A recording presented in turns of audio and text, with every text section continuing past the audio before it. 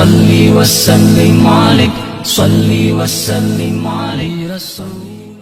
Hadirin hadirat muslimin muslimat yang dimuliakan Allah subhanahu wa ta'ala, sampai masanya tiba, datang malaikat membawa kain kafan min nur, dari cahaya. Lalu malaikat menampungnya, keluarlah roh sejuk terasa dari kaki, naik ke atas, naik, berhembuslah dia dari mulut.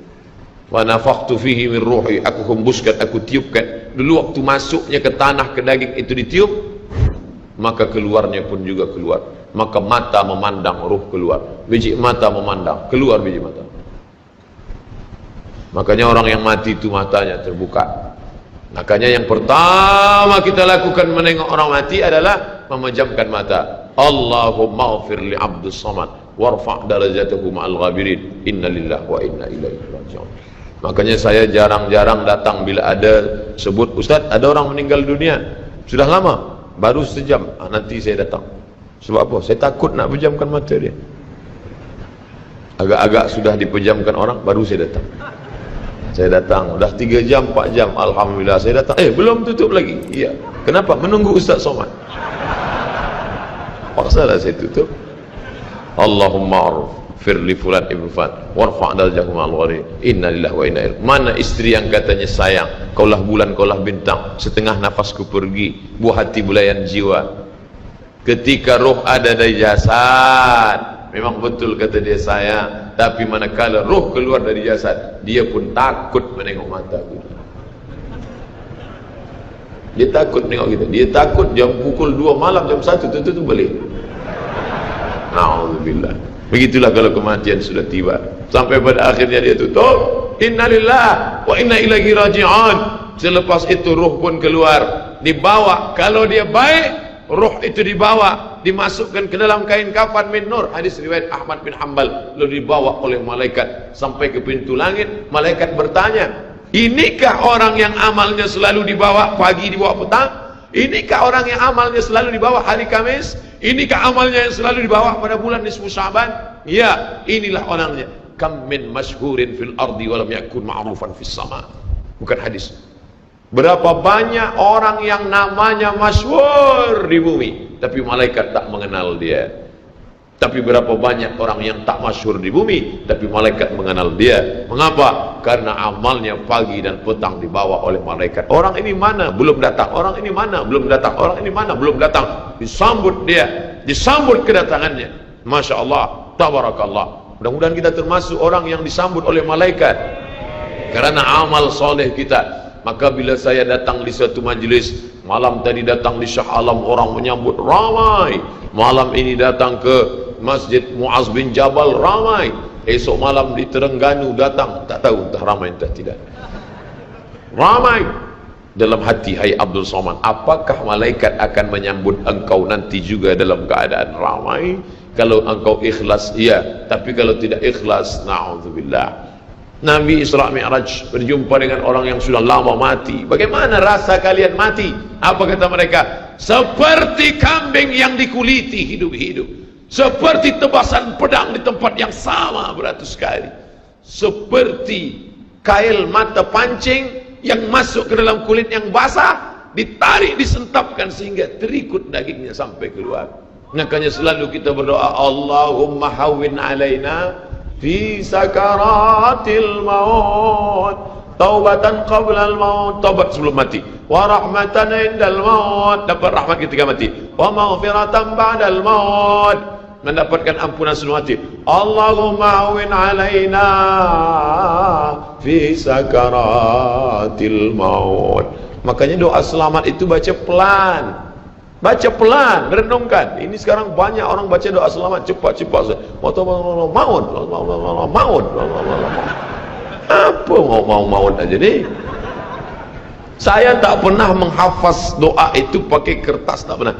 Wa taubatan qabla al-maut, wa rahmatan indal maut, wa maghfiratan, belum pernah. Kenapa Ustaz boleh hafaz? Sebab dulu dibawa oleh ayah, dibawa oleh bunda, dibawa dalam acara tahlil, dibawa dalam kenduri orang mati, dibawa.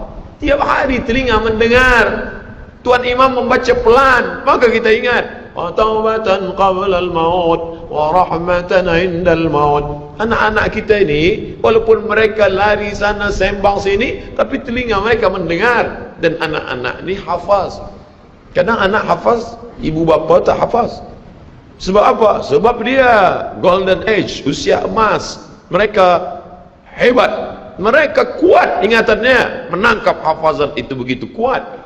Maka kita ajarkan mereka doa itu pelan-pelan. Sebab bila kita ajar kuat-kuat, mereka balik, dia panggil, ibunda dia panggil, cuba engkau baca apa doa tadi? Allah maut, Allah maut. Apa mau aja ni?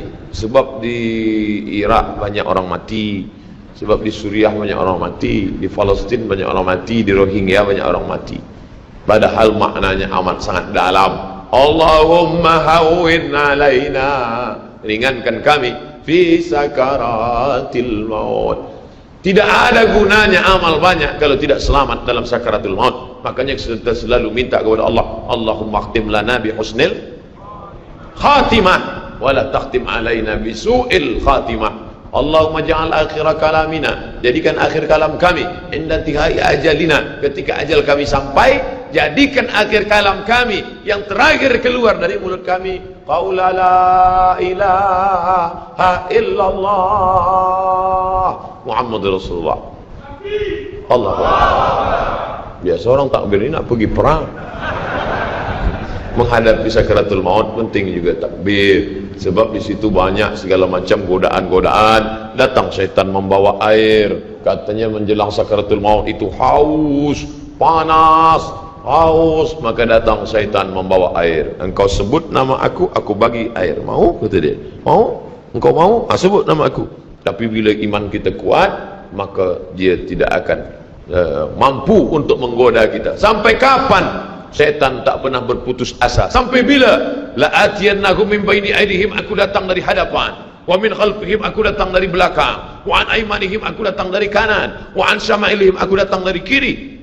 Datang dia, datang dari hadapan, datang dari belakang, datang dari kanan, datang dari kiri. Oleh sebab itu yang banyak tuan-tuan yang ada berada di sini, tolong berzikir semua. Subhanallah, subhanallah, subhanallah. Kenapa? Dengan zikir itu maka larilah jin-jin setan yang ingin mengganggu. La'uwiyannahum, aku akan goda mereka, aku akan sesatkan mereka. Berapa lama?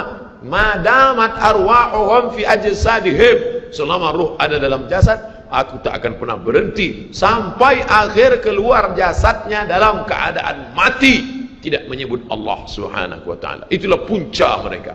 Makanya kita selalu berzikir. Esok pagi terjaga dari tidur automatically, kerana kita sudah programkan di kepala kita, manakala terbuka, alhamdulillahilladzi ahyana ba'da ma amatana wa ilaihi nusyur.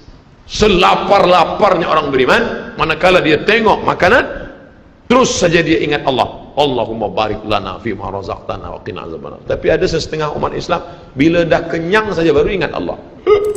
Alhamdulillah. Bila tak kenyang tak ada ingat Allah SWT. Na'udzubillah. Oleh sebab itu maka inilah hidup yang singkat ini. Bila pernah kita bersedekah, itulah yang akan menolong. Laula aghartani ila ajalin qarib, kalau engkau beri aku umur panjang ya Allah, apa yang akan kulakukan? Fa as-saddaqa, aku akan bersedekah, wa akum minas salihin, aku ingin beramal saleh. Malam ini tajuknya Masya Allah, ini tazkirah terakhir, ini tazkirah akhir, last, dan tajuknya pun akhir pula. Mudah-mudahan ini tazkirah terakhir, tapi bukan terakhir bagi saya. Andai mati, tidak masalah. Allahumma ja'al hayata ziyadatan li fi kulli khair.